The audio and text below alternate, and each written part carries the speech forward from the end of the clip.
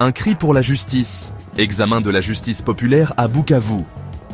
Bukavu, ville nichée au cœur des collines de l'Est de la République démocratique du Congo, est aux prises avec un phénomène profondément préoccupant, la justice populaire.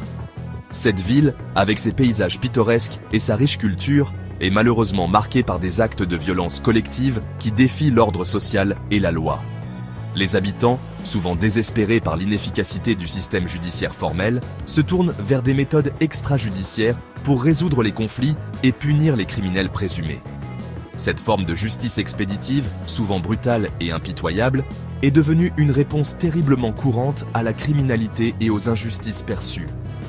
Les foules en colère prennent la loi entre leurs mains, croyant qu'elles peuvent ainsi obtenir une justice immédiate et sans faille. Cependant, ces actes de violence collective ne font qu'aggraver la situation, semant la peur et l'insécurité parmi les citoyens. Les appels à l'aide capturés dans une vidéo récente, montrant une foule attaquant brutalement un individu accusé d'un crime non spécifié, rappellent cruellement l'urgence de s'attaquer à ce problème. Ces images choquantes mettent en lumière la brutalité de la justice populaire et la nécessité d'une intervention immédiate pour protéger les droits humains fondamentaux. Les autorités locales et les organisations de la société civile sont confrontées à un défi immense pour rétablir la confiance dans le système judiciaire et promouvoir des méthodes de résolution des conflits plus pacifiques. Ce reportage explore les complexités de la justice populaire à Bukavu en examinant ses causes profondes et en proposant des solutions potentielles. En interrogeant les résidents locaux, les leaders communautaires et les experts en justice, nous cherchons à comprendre pourquoi cette forme de justice extrajudiciaire persiste et comment elle peut être éradiquée. Les témoignages poignants des victimes et des témoins offrent un aperçu précieux des conséquences dévastatrices de la justice populaire. En mettant en lumière les facteurs qui contribuent à cette crise, nous visons à encourager le dialogue et à inspirer l'action vers une société plus sûre et plus juste. Il est crucial de renforcer les institutions judiciaires, d'éduquer la population sur les droits humains et de promouvoir des initiatives communautaires qui favorisent la paix et la cohésion sociale. Ensemble, nous pouvons travailler à construire un avenir où la justice est rendue de manière équitable et où chaque individu se sent en sécurité et respecté. L'incident, aperçu du chaos. La vidéo, témoignage effrayant de l'effondrement de l'ordre public, montre une foule entourant un homme accusé d'un délit inconnu. Les détails de son crime présumé restent flous, soulignant la nature souvent arbitraire de la justice populaire. Les agresseurs, animés par la colère et une soif de vengeance, profèrent des menaces à l'encontre de l'accusé, leurs paroles empreintes de haine et d'un mépris glaçant pour la vie humaine. Cet incident, bien que choquant, n'est pas un cas isolé à Bukavu. Il est le symptôme d'un problème systémique plus large qui exige notre attention. La montée de la justice populaire, une crise de confiance. La prévalence de la justice populaire à Bukavu est une conséquence directe de l'érosion de la confiance dans les institutions judiciaires officielles.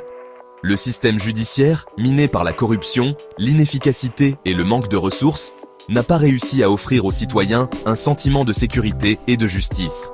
Cet échec perçu a créé un vide que la justice populaire a promptement comblé. Les habitants, désabusés par les lacunes du système judiciaire formel, ont souvent le sentiment que se faire justice eux-mêmes est le seul moyen d'assurer une action rapide et décisive contre les malfaiteurs. Voix du terrain. Appel à l'intervention. Dans la vidéo, au milieu du chaos et de la violence, une voix s'élève, implorant le retour au calme. L'intervenant, désespéré, appelle les autorités à rétablir l'ordre et à faire respecter la loi. Il réclame le retour de la police, soulignant son absence comme un facteur contribuant à l'escalade de la violence. Cet appel désespéré souligne le besoin urgent d'une présence policière, visible et efficace, pour dissuader la violence collective et restaurer la confiance dans l'état de droit.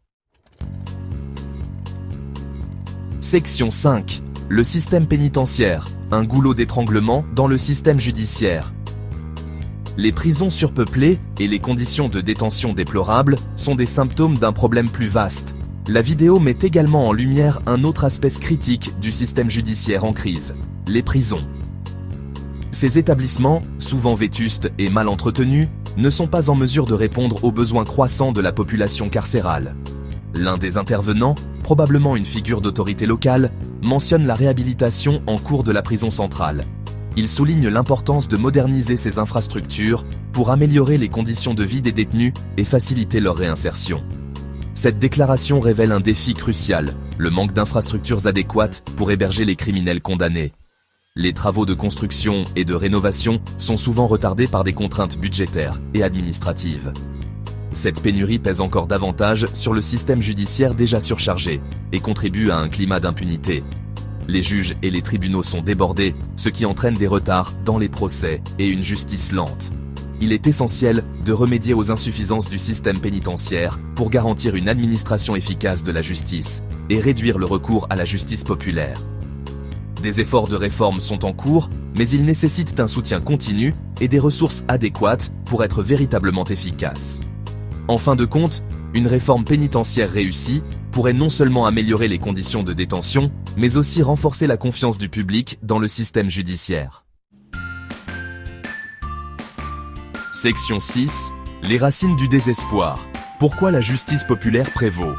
La montée de la justice populaire à Bukavu est un problème complexe aux racines profondes. La pauvreté, le chômage et le manque d'accès à l'éducation créent un terrain fertile pour la criminalité et les troubles sociaux. Ces facteurs, associés à l'inefficacité perçue du système judiciaire, contribuent à un sentiment de désespoir et alimentent le cycle de la violence. De plus, les traumatismes des conflits passés et la prolifération des armes légères ont créé une culture de la violence, facilitant le recours à des méthodes extrajudiciaires. Section 7. La voie à suivre. Rétablir la confiance dans les institutions. La lutte contre la justice populaire à Bukavu exige une approche multidimensionnelle qui s'attaque à la fois aux symptômes et aux causes sous-jacentes. Le renforcement du système judiciaire est primordial. Cela implique d'investir dans les infrastructures, d'améliorer les procédures judiciaires et de lutter contre la corruption au sein de ses rangs. Il est tout aussi important de s'attaquer aux facteurs socio-économiques qui contribuent à la criminalité. Investir dans l'éducation, créer des emplois et fournir des services essentiels peuvent autonomiser les communautés et réduire l'attrait des activités criminelles. Section 8. Le rôle de l'éducation et de l'engagement communautaire. L'éducation joue un rôle crucial dans la lutte contre la justice populaire.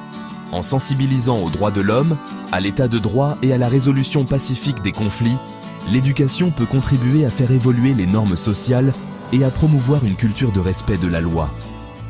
L'engagement communautaire est également essentiel. La mise en place d'initiatives de police de proximité, la promotion du dialogue entre les forces de l'ordre et les habitants, et l'autonomisation des dirigeants locaux peuvent contribuer à combler le fossé entre les communautés et le système judiciaire. Section 9. Conclusion. Une responsabilité collective. La lutte contre la justice populaire à Bukavu n'est pas seulement la responsabilité du gouvernement ou de la police. C'est une responsabilité collective. Cela signifie que chaque individu, chaque famille, chaque groupe au sein de la communauté doit jouer un rôle actif. Les autorités locales peuvent mettre en place des politiques et des mesures de sécurité, mais sans la coopération et l'engagement des citoyens, ces efforts resteront vains. Elle exige un effort concerté de la part de tous les segments de la société, où chacun comprend l'importance de son rôle. Les jeunes, les anciens, les hommes et les femmes, tous doivent s'unir pour créer un environnement où la justice populaire n'a pas sa place. Les écoles peuvent éduquer les enfants sur les valeurs de la justice et de la paix, tandis que les entreprises locales peuvent soutenir des initiatives communautaires visant à renforcer la cohésion sociale. Y compris les organisations de la société civile, les chefs religieux et les citoyens eux-mêmes. Les organisations de la société civile peuvent organiser des ateliers et des campagnes de sensibilisation pour informer les gens sur les dangers de la justice populaire. Les chefs religieux, avec leur influence morale, peuvent prêcher la paix et la tolérance dans leurs sermons, encourageant leurs fidèles à rejeter la violence et à chercher des solutions pacifiques aux conflits. En travaillant ensemble, nous pouvons créer une société plus sûre, plus juste et plus équitable pour tous. Une société où chacun se sent en sécurité et respecté, où les différends sont résolus par le dialogue et la compréhension mutuelle. Les sourires et les poignées de main que nous voyons dans nos quartiers peuvent devenir la norme, symbolisant la paix et l'harmonie retrouvée. Les appels à l'aide dans la vidéo doivent servir d'avertissement. Ils nous rappellent que derrière chaque acte de violence, Il y a des vies humaines en jeu, des familles brisées, des communautés dévastées. Ces appels sont un cri de détresse, un appel à l'action pour chacun d'entre nous. Nous ne pouvons pas rester les bras croisés alors que la violence collective menace le tissu même de nos communautés. Il est de notre devoir de réagir, de prendre des mesures concrètes pour prévenir de tels actes. Les discussions communautaires et les dialogues ouverts sont essentiels pour comprendre les causes profondes de la violence et trouver des solutions durables. Nous devons agir maintenant pour briser le cycle de la violence et rétablir la confiance dans les institutions chargées de faire respecter la justice et d'assurer la sécurité de tous les citoyens. Les manifestations contre la violence et les efforts de la police pour collaborer avec la communauté sont des pas dans la bonne direction. Ensemble, nous pouvons restaurer la confiance et bâtir un avenir où la justice et la sécurité sont garanties pour tous.